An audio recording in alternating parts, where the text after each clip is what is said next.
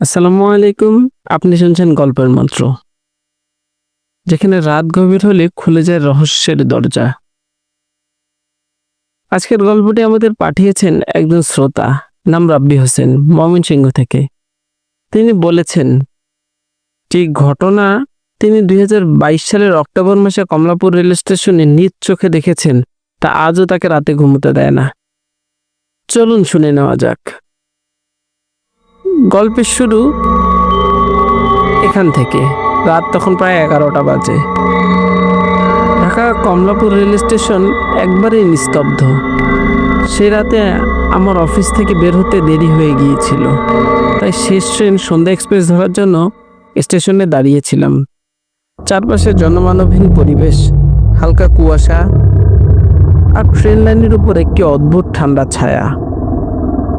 হঠাৎ স্টেশনের এক কোনায় একটা বুড়ো মানুষ দেখলাম।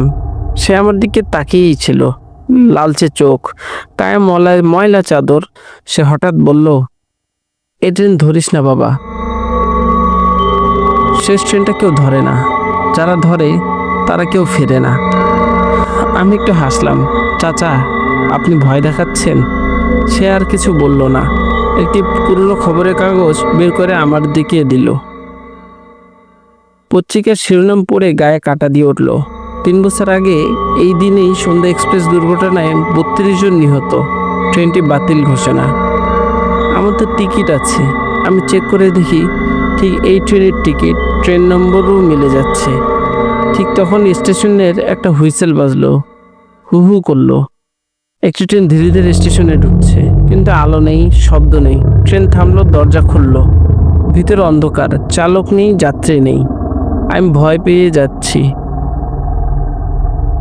ঠিক তখনই একটি ঠান্ডা কণ্ঠস্বর কানে এলো, রাব্বি, অনেক দেরি করলি, তোমার সিট রিজার্ভ ছিল, চলো।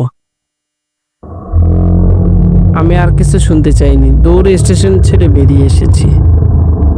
পেছনে তাকাতে সাহস হয়নি। সন্ধ্যা এক্সপ্রেস আজও ট্রেন লাইন ধরে আসে।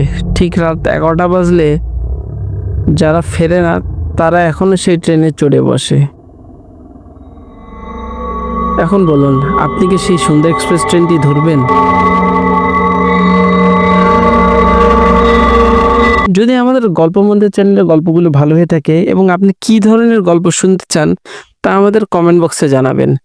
বা আপনাদের যদি নিজস্ব কোনো লেখা গল্প থাকে, বা আপনাদের প্রিয় মানুষকে নিয়ে বা কোনো বিষয়ের উপরে যদি গল্প বানাতে চান, আমাদের বলবেন, আমরা বানিয়ে ভয়েস ওভার দিয়ে আপনার প্রিয় মানুষটিকে জানিয়ে দেব আপনার মনের কথা, জানিয়ে দেব আপনার মনে সে সুপ্ত বাসনাগুলো।